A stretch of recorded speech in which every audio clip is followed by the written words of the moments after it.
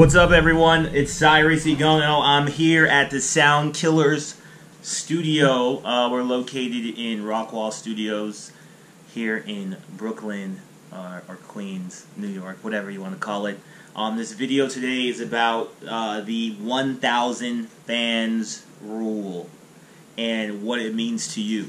This is going to be pretty much, if you can think about your career or whatever you're doing business-wise in this framework, you will have a lot more success, than just going out and trying to do it. All right. Before we get into the 1,000 fans rule, I'm going to talk about 3 things that every musician does who's not successul, right? And I'm going to talk about those kind of things in depth. I might look back at my computer here to kind of make sure I hit all of my note points, but I just want to kind of talk about these kind of things in deeper detail. All right. So we run ArtistsUpNext.com, where we're putting the humans back in music. Right. We're a lot of musicians really haven't gone to the next level in their career because computers aren't something that they're into, right? A lot of people in these super rural areas, they didn't grow up,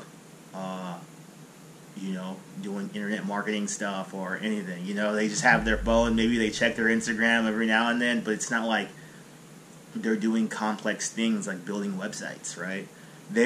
A lot of people don't take the next step in their career just because it's hard and they don't know how to do it. So we started Artists Up Next so that we could help them do that. Hey, you don't want to push your music on streaming sites or whatever because you don't know how? We'll do it for you, right? No one wants to go through a TuneCore upload process or how do I get my music on streaming stations, etc. Some people just don't want to do that. So we are making it easier for people to do that, right? But when we talk to people, these are the 3 biggest excuses they have on why they're not taking the next level in their career, right? The first one isn't necessarily even an excuse, but it's a statement of, oh, I'm just releasing a bunch of music. Oh, I dropped a single last week. I'm dropping a single tomorrow. I dropped an album last week. Oh, man, I'm releasing music every week. Okay? I think that, one, the music business and history has shown us that the more you release music, the less value you have as an artist. And that is up for debate. Okay? So if you disagree, you can comment below the video and let me know what you think. But very few artists have totally flooded the industry and their value has gone up. And those people who did it, they didn't start from nothing. They were already in the industry. Alright? So Lil Wayne did that at one time where he was the absolute biggest artist. I think it was 2009. He literally put out mixtape. I think he put out 5 mixtapes that year. But even still, that's not every week, but it's still a lot. And then I think Future did it a couple years ago, and that was his big jump up from low level to okay, Future's for real. I think he did 3 CDs every month or something like that for 3 months. Alright? But still, those are stuff that I could, that's one finger. Maybe Yo Gotti, I think, did it too, a mixtape or something, an album a day for 30 days or something stupid. Anyways, but if you look at the majority of the industry, people had one single. That single got them in. People knew them from that one song, and then they put out their project. That's the way it works. Okay? So when people talk about, I'm really recording music, I'm doing all this stuff, that's really not that smart. And in my opinion, this is my opinion, is that your brand is more valuable than, in essence, the music. Okay? If you look at people who I think did it very wisely, such as Drake and The Weeknd, I guess they're, kind of go hand in hand, but if if you look at a lot of these artists that are coming out, their branding and their product, the way it looks visually, what they stand for, there's a lot of energy and effort that's put into that packaging and presentation of what it is that they're doing. And that's something that I would encourage you to do, okay?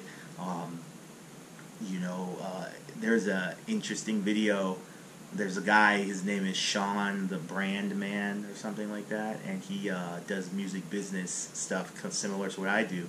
He has a video about Fetty Wap and how the single that got him famous, they promoted it for 2 years. And they have he talks about it in the video of the growth of the song. And like them literally being on the street giving everybody the single for free, then it getting big in New Jersey, then them playing it in New York City, and then them playing it in the South, and then them it going nationwide. It was a 2-year process for one song. And then he's one of the biggest, most recent people to actually break into the music business to that level, say post to MySpace, right? So he's like a great example of what it takes to make it happen. So what you're doing, and not only did he have an amazing song, the dude had one eye. He dresses a specific way. He is from New Jersey, New York area. So like there's a lot of things that line up right for him. So it's like when you look at what it is that you're doing, do you have all those factors in place branding wise to take that next level? And then do you have a song that you're willing to sit on and say, hey, this song, if the world heard this song right now, it would be a #1 hit and it would totally catapult my career, right? That is up for decision for you to decide, but I don't know where it started, but people believe that they need to put out tons of music, when that's the industry is showing us that's not the case. Your brand is more important. So that's one of the #1 bullshit, I guess I hear a lot of the time, alright? The second one is people are like, oh, I need a team, and that is true. You can't do everything by yourself, but I think the reality is that in life there's 3 resources. There's money, there's time, and then there's people, okay? So you could not have the people to make it happen, but if that's the case, you should be working all the time so you could spend money on advertising to promote your song. Or if you don't have a job and you don't have a team, you could be on the street like Fetty Wap and his crew, giving the stuff out for free, getting people to listen to it on headphones, getting followers online, commenting on YouTube videos, asking people for help online. You have to have one of those 3 things working for you a lot. Because the moral of the story is that we live in the age of Google, and my saying is your life is an accumulation of your Google searches. So if you wanted to become the best musician and go on tour, you should literally go to Google and ask, how do I go on tour? And you're gonna find articles and videos as you dive deeper and deeper and deeper into that topic, that you're gonna find everything that you need to know. And one of those things as a musician is, how do I make amazing videos? How do I make amazing content? Because that's ultimately what it boils down to. And there's literally videos online of people telling you, hey, this is how to shoot a music video with little to no money and make it look amazing. People have all those tips and tricks. It's up to you to literally type it in the little search bar and find it. But it's right there. So, me personally, I don't understand how people have whack videos. I don't understand how people don't have amazing music. And what another funny thing is too is there's mathematics done on every song since 1960 or something, or 70, when Billboard started.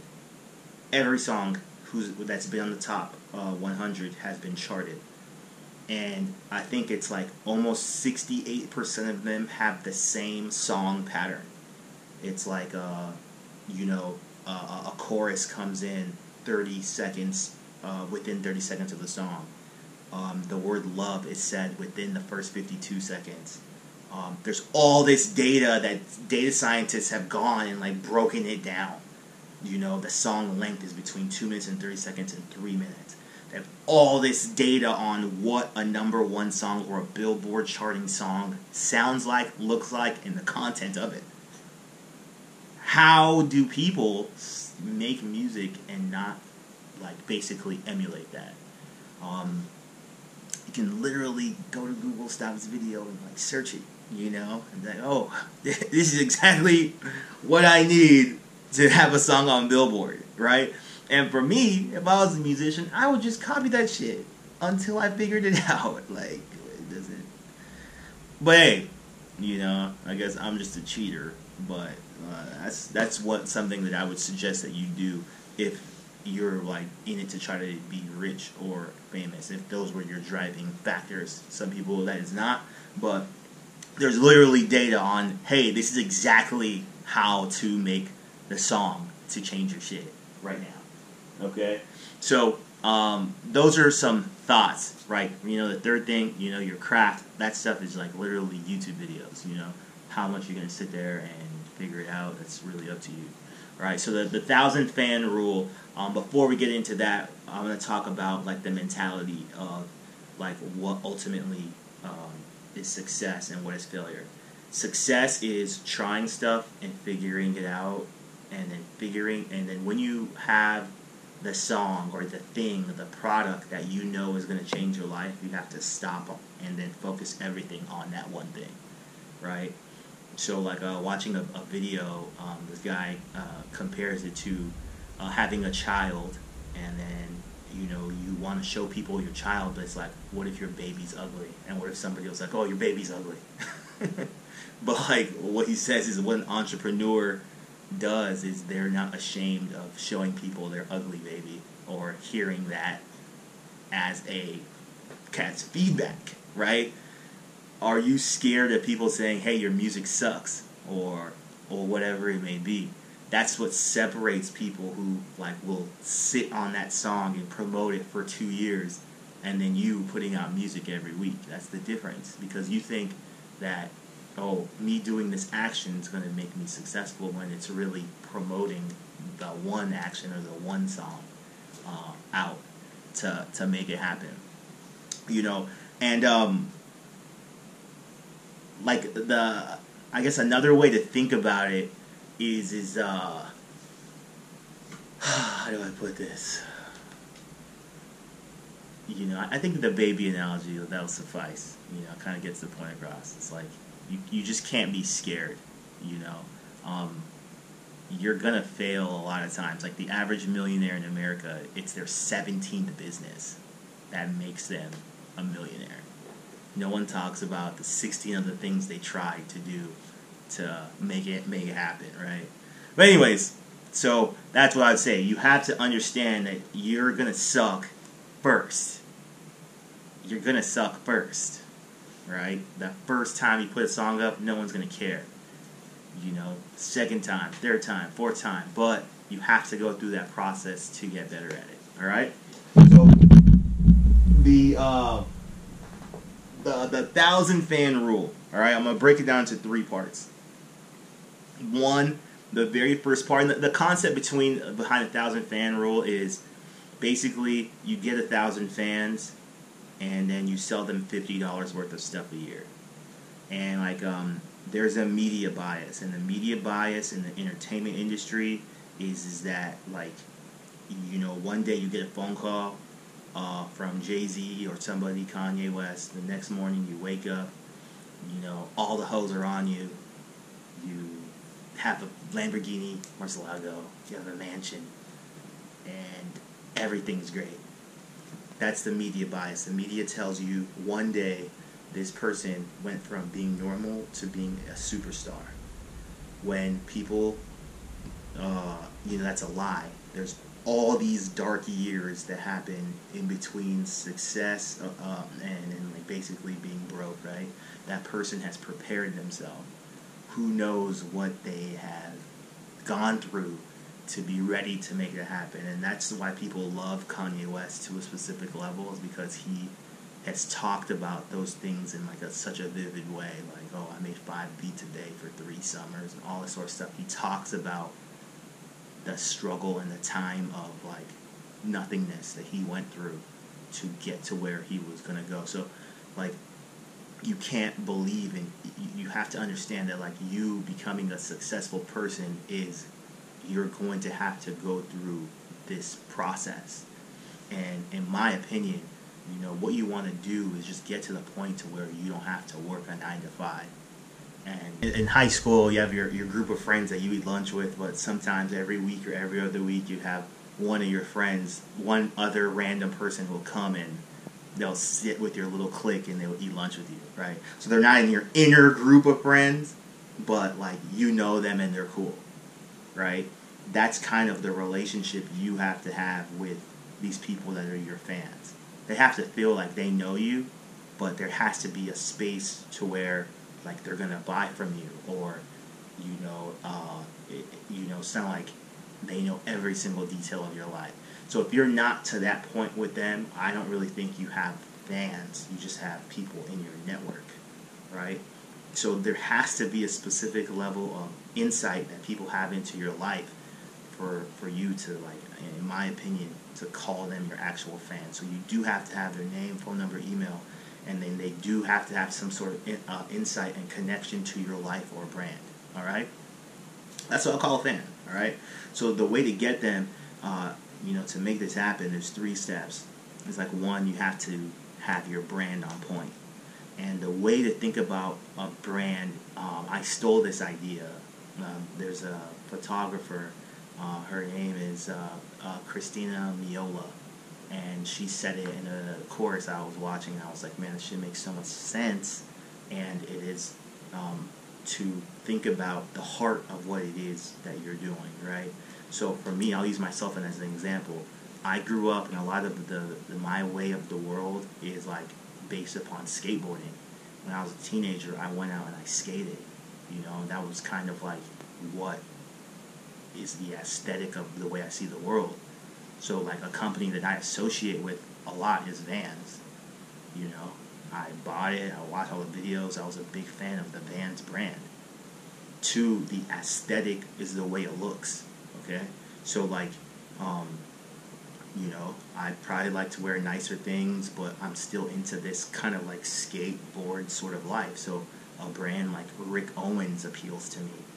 He makes shoes, or John Barbados speaks to me a ton, because it's still like skate, but it looks nicer, right? And then the third part of your brand, of the way it looks, is, oh, okay, this is the way we do what we do, right? So for me, I am kind of into higher learning, or these other things. So brands kind of like, I don't know, more sophisticated brands appeal to me, right? Not just like, oh, I'm a skater, I'm doing like, Dirty Ghetto Kids is cool, but it's not like something that maybe I would rock because I feel like I'm smarter, or I represent something higher. So when you're looking at, think about your brand, that's a framework to think about it. Is 1, what is the heart of what it is that you do? When you're creating all your media content, what's the heart? 2, what is the way you want people to look at it?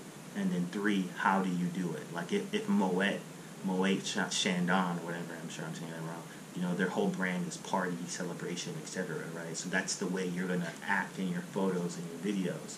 Where 2, maybe if your brand is Rick Owens, you want it to look like, on your Instagram photos, you want to do specific filters.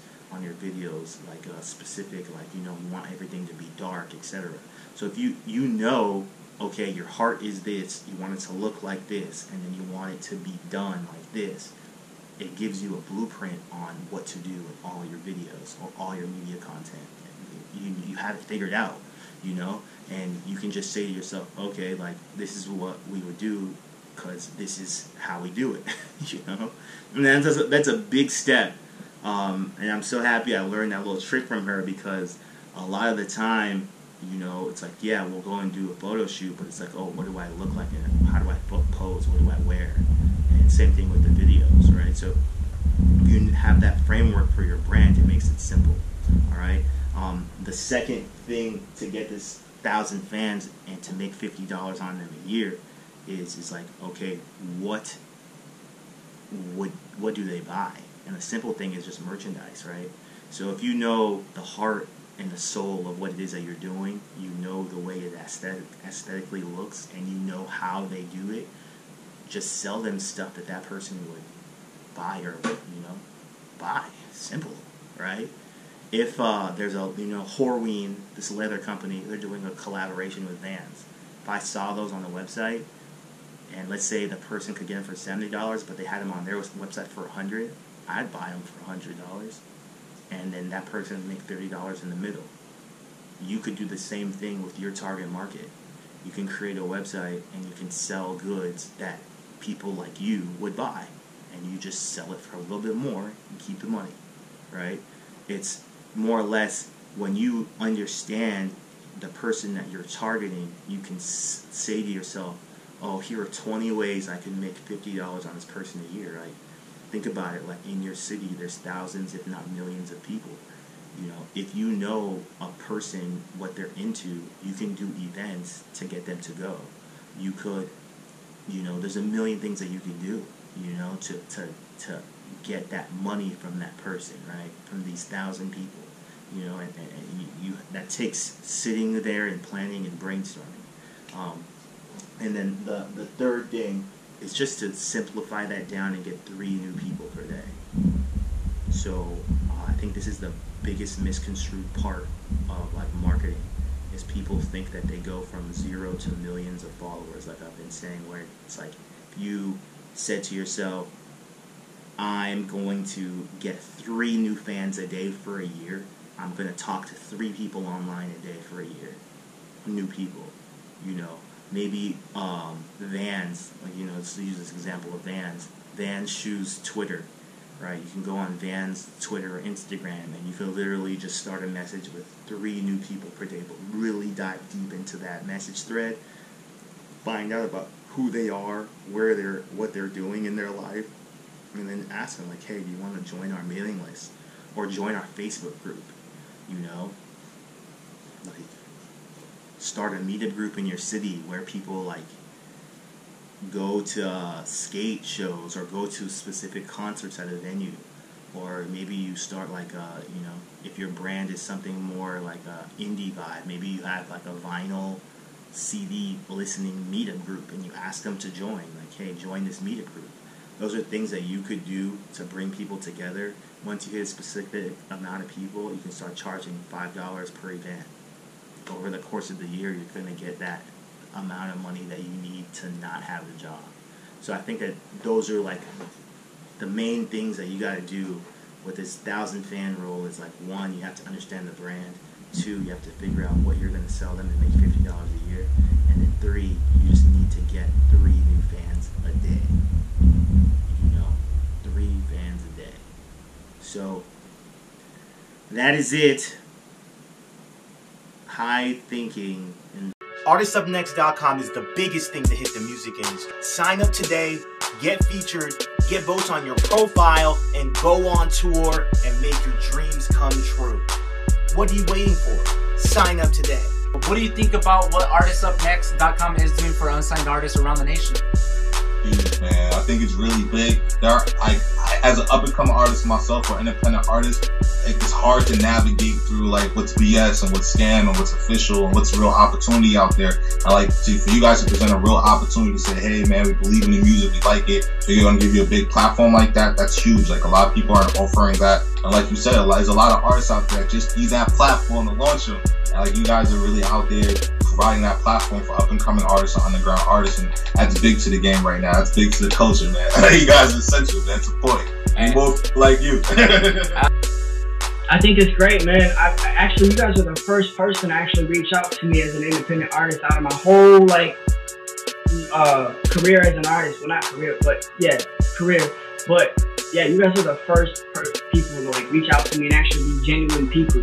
You know, I've had a lot of scams and I've had a lot of like risk takes that I've had to do and like to actually get to where I want to be. You know, I had to take those risks as an artist, man. Yeah, but I actually feel it's really great, and I see the full potential in the label. I think that's great that they're actually presenting people with a platform to broaden their audience, if you will, and exposing them to different markets. Because how I see it, if you want something done correctly, you gotta pretty much put it in people's face every chance you get, or be persistent. And the website is making it easier for people to pretty much get heard and, you know, show and prove what they got. Make your dreams come true. What are you waiting for? Sign up today.